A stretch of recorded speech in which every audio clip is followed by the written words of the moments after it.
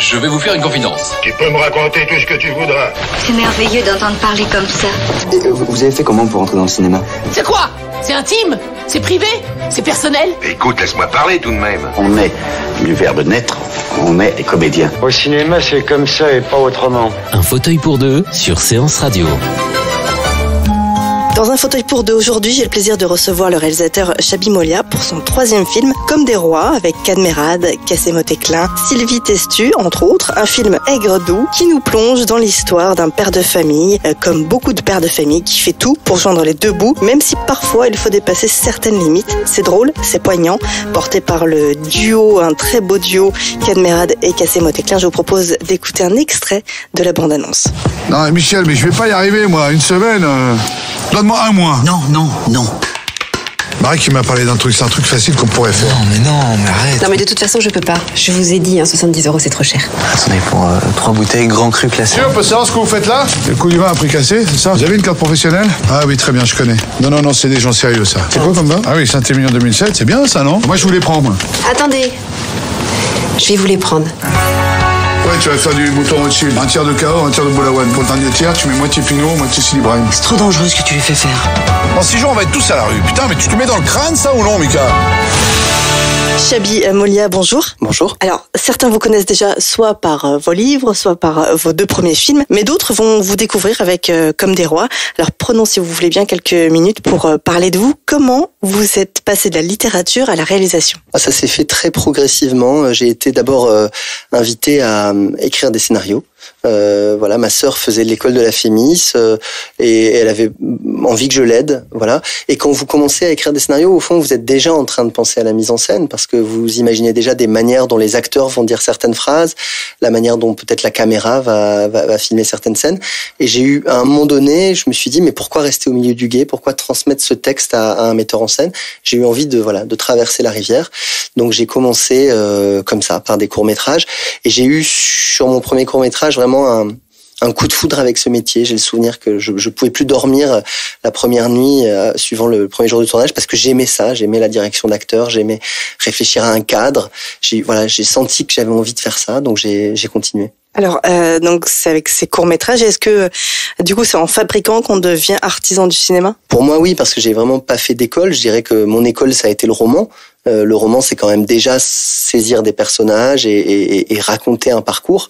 Donc j'avais peut-être une expérience de narrateur, mais mon expérience du cinéma, c'était l'expérience d'un spectateur, de quelqu'un qui aime certains films et qui se demande pourquoi il les aime, qu'est-ce qu'il pourrait faire de cette manière-là, qu'est-ce qu'il peut trouver de différent. Voilà, mais j'ai vraiment appris sur le tas, oui. Comme des rois, c'est le 3e.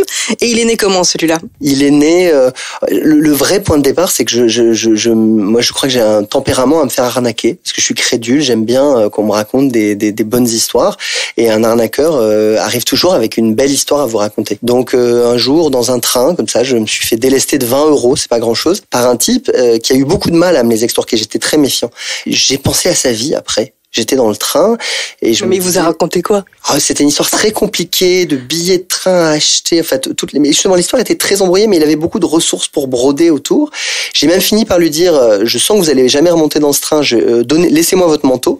Il avait dû voler son manteau. Il m'a dit, oh, voilà. Donc j'ai fini par, il n'est jamais réapparu, mais j'ai gardé son manteau quelques heures. Et j'ai pensé à sa vie. Je me suis dit, mais ce type-là, ce matin, il s'est lavé les dents. Il a dit à sa femme, bon, moi, je vais aller gare Montparnasse. J'espère trouver un bon pigeon.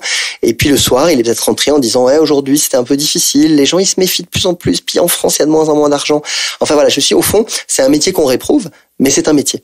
Et cette idée d'un petit artisan qui voudrait transmettre son savoir-faire, peut-être à son fils, comme certains artisans, voilà. Et c'est développé dans mon esprit, et de là est né ce duo père-fils qui fait des arnaques au porte-à-porte. Alors, pour ce 3e film, est-ce qu'on se sent un peu plus avec de la pression? Oui, le 3e film, il y a une pression. Le premier film, vous le faites un peu sur un coup de tête, sur un coup de chance. Le 2e film, au fond, c'est souvent prendre position par rapport au premier, et souvent c'est l'envie de faire complètement autre chose. On fait un 2e film parfois contre le premier. Et le troisième, alors là, c'est les affres métaphysiques de dire, mais en fait, quel cinéma j'ai envie de faire? Je me suis posé la question pendant 6 mois, 8 mois, 10 mois. Ça m'a mené nulle part. Et j'ai juste décidé de faire un film. Voilà, ce troisième film qui renoue avec le ton doux amer et la veine sociale du premier, mais qui est pas en même temps une profession de foi. Je sais pas si mes prochains films seront comme ça.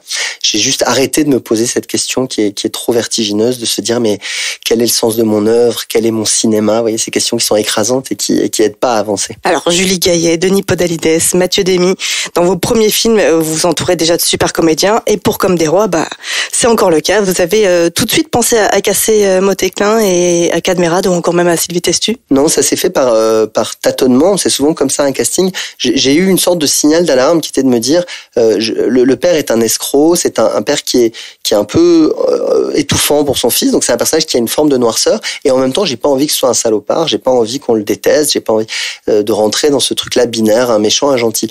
Donc j'ai cherché un comédien qui allait, quoi qu'il arrive, sauver le personnage, qui allait vous le faire aimer, qui allait annuler la distance qu'on peut avoir par rapport à un type qui franchit la ligne de la loi. Et Cadmerade, il a cette faculté. Voilà, Cadmerade, je l'ai vu dans Baron Noir, et ça a été une évidence. Il y joue un politicien véreux, et en même temps, il est le protagoniste de la série. On l'aime, on a envie qu'il réussisse, on est en empathie avec lui, et je crois qu'il a ce talent-là, quoi, finalement, que peu de comédiens ont en France quand on y réfléchit, qui est que vous le voyez à l'écran, vous êtes avec lui, voilà. Et par ailleurs, c'est un comédien qui peut jouer énormément de choses, qui longtemps a été perçu simplement comme un amuseur public, parce qu'il est très drôle, mais qui a aussi une vraie densité humaine qui fait que quand il met de l'émotion dans un rôle, c'est pas fabriqué, c'est très direct, c'est très simple. Et ça, j'ai vraiment, j'ai adoré sa présence sur le plateau. Et puis pour Kessie, je cherchais un comédien pareil qui est la capacité finalement à tout jouer, parce que l'adolescent dont je parle, c'est à la fois encore un enfant, c'est encore un fils qui est soumis à son père. Donc il y a une partie d'enfance, il y a une fragilité, il y a quelque chose d'un peu lunaire dans le personnage qu'il faut absolument trouver. Et en même temps, c'est quelqu'un qui veut s'affranchir, qui rêve d'une autre vie, qui rêve d'échapper à son père. Et Kessie, il avait aussi cette énergie-là, il avait cette rébellion-là. Et donc il a composé un personnage qui, à mon sens, c'est d'ailleurs plus intéressant que dans le scénario, parce que plus riche, quoi, avec plus d'énergie, plus de violence aussi. Mais du coup, vous les poussez assez loin, tous les deux. Je sais pas si je les pousse. Moi, je suis un directeur d'acteurs très, j'épuise pas mes comédiens, mais c'est vrai que on cherche, quoi. C'est-à-dire, le plateau, c'est vraiment un laboratoire où on se donne le temps d'essayer plein de choses. Quand vous avez des comédiens de ce talent, dès la 2e ou la 3e prise qu'ils font, c'est déjà très bien. Mais vous avez du temps encore, 5 prises, 6 prises, 7 prises, pour essayer autre chose. Et les comédiens qui aiment vraiment leur métier, c'est ça qui les intéresse, c'est d'aller chercher des choses. Je me souviens que souvent, je donnais une consigne de jeu à Cad, et il me disait, c'est difficile ce que tu me demandes, mais je vais essayer. C'est difficile, mais je vais essayer. Et je sentais l'envie d'essayer d'aller un peu plus loin. Alors du coup, que ce soit Cassio, que ce soit Cad ou même Sylvie, c'est venu à l'écriture, ou c'est venu, tiens, pendant l'écriture, il y a eu un flash, tiens, mais ça peut être que Cad, mon Joseph, ou c'est venu après? Non, c'est venu après. C'est venu. J'ai pas écrit le scénario pour eux. C'est plutôt venu une fois que le scénario était là, qu'il était lu, que dans cette lecture, je sentais des réflexions, une inquiétude par rapport au personnage de l'escroc, en se disant est-ce qu'on va pouvoir l'aimer? Que là, je me suis mis à chercher des acteurs qui pouvaient m'aider à défendre l'idée que j'avais des personnages. Sylvie Testu, c'est pareil. J'avais envie de quelqu'un d'âpre, d'hyper authentique, et Sylvie a ça. C'est pas une actrice qui fait attention à son maquillage et à sa mise en pli. C'est une actrice qui a envie d'un rôle, qui a envie d'une écriture, et qui, quand elle est là, elle est là pour servir une histoire. Elle est pas là pour son narcissisme. Chabi, qu'est-ce qui a été le plus enivrant pour vous lors du tournage? Le plus enivrant, c'est d'avoir réussi à alléger tellement ma méthode de tournage. Donc, j'ai travaillé avec une équipe réduite. On est caméra à l'épaule. Ça veut dire que on est très vite prêt à tourner. Et le plaisir de ça a été que ça m'a donné encore plus de temps que sur mes précédents films, alors que mon temps de tournage était moindre. J'ai tourné en 6 semaines. J'ai l'impression d'avoir eu plus de temps pour travailler avec les comédiens. Donc j'ai l'impression d'avoir fait de la technique, non pas un obstacle. Parfois la technique, si vous voulez, quand vous faites un tournage, ça vous prend tellement l'esprit qu'il y a plus de temps pour les comédiens. Et quand vous avez des bons comédiens, vous leur dites c'est pas mal ce que tu fais, allez, on fait la suite. Et là, ça a été le plaisir de me dire on a vraiment du temps pour chercher. Et ce temps de recherche, c'est quelque chose pourquoi il faut se battre quand on fait du cinéma.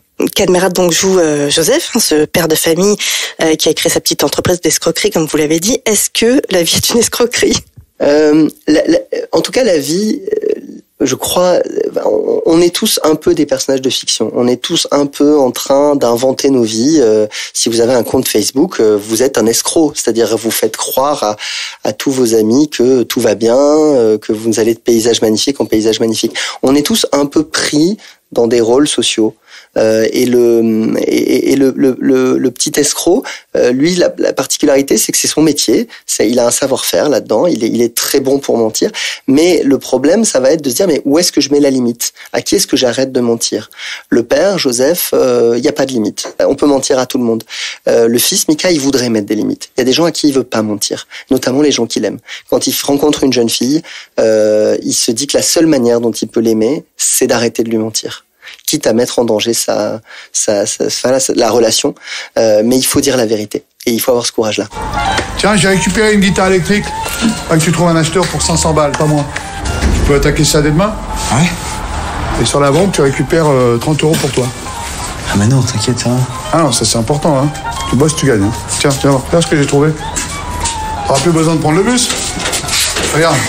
En super état, mais regarde, j'ai changé le dérailleur, puis il y a une selle en simili-cuir. J'ai trouvé ça dans le box de Martinez. Merci. En échange, par contre, je lui ai dit que tu la prendrais à servir d'Internet. Hein? Bon, il n'y a rien qui presse, hein.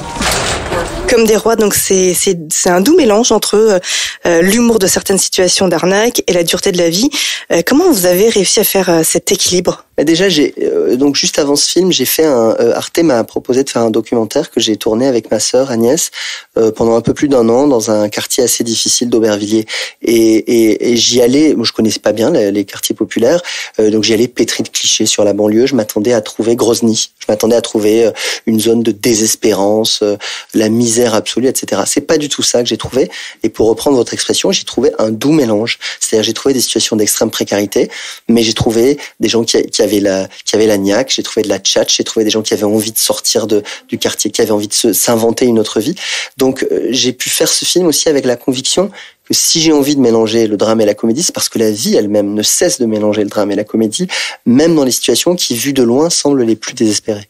Avec la légèreté et l'humour, on peut tout dire? Moi, en tout cas, j'en ai vraiment le besoin. Je crois pas, en tout cas, je me sens pas du tout les moyens. J'ai pas les moyens pour l'instant de faire un film dramatique, sombre.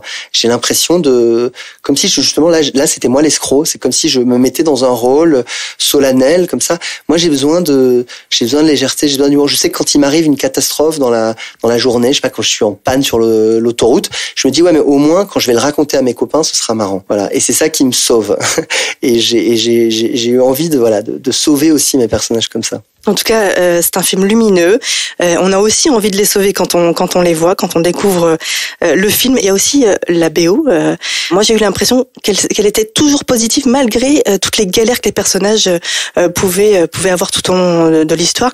Il y a une solution si on reste unis. Déjà, j'aimerais vous parler de cette BO parce que il se trouve que c'est une BO qui a été réalisée par un artiste américain qui vit au Japon, que je n'ai jamais rencontré, dont j'ai entendu les compositions sur Spotify.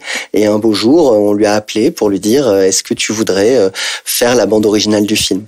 Et il y avait chez lui une poésie, une lumière qui, pour moi, était importante pour amener du contraste par rapport à je filme des paysages qui sont un peu durs, hein, les grands ensembles, les zones industrielles, les hypermarchés, c'est pas les paysages les plus riants, mais j'avais envie d'accompagner mes personnages avec une musique qui amène toujours ce rayon de légèreté, cette lumière au-dessus d'eux, et c'est donc Sean qui m'a amené ça, et que je vais rencontrer dans quelques heures pour l'avant-première à Paris. Donc on va enfin se rencontrer, et on a une collaboration merveilleuse, mais uniquement par mail. Que par mail. Voilà, parce que moi j'aime bien écrire, je suis écrivain, donc j'aime bien écrire pour donner des consignes de ce que je cherche. Et puis après, il y a peut-être une forme de pudeur qui s'est installée, qui fait que on s'était tellement écrit qu'on n'allait pas se parler. Et donc on a eu cette relation pendant 6 mois, et on va enfin se rencontrer là tout à l'heure. Peut-être qu'on s'entendra pas du tout d'ailleurs, mais j'ai trouvé un artiste formidable, très à l'écoute, capable de composer plein de choses différentes, plein d'humeurs différentes qui correspondent aux intentions du film. Mais il est lumineux par sa musique, mais aussi la lumière que vous avez choisie. Moi, j'ai trouvé, en tout cas, c'est mon ressenti. Je me trompe ? Non, c'est vrai qu'on a beaucoup travaillé cette lumière et notamment des contrastes de lumière. Il y a des nuits qui sont très sombres, qui sont inquiétantes parce que les personnages sont appelés à faire des choses inquiétantes la nuit. Mais c'est un film de contraste. C'est un film où il y a comme dans une forêt, vous avez parfois des trouées de lumière. Et moi, j'avais envie que dans le film, il y ait des trouées de lumière. Donc, il y a des décors qui s'y prêtent. Il y a des rencontres qui s'y prêtent. Voilà. Et c'est ce contraste-là qu'avec mon chef opérateur, on a voulu organiser tout au long du film. Ces contrastes aussi, ces trouées de lumière, c'est un peu l'espoir que vous voulez donner dans ce film? Oui, c'est-à-dire, c'est à l'image de ce titre, Comme des rois, ça vient d'une phrase qui a jamais été prononcée dans le film où le personnage que joue Cad dit tu verras, on va faire ça et après on sera comme des rois. Et ce sont ces personnages qui imaginent toujours que ça peut aller mieux.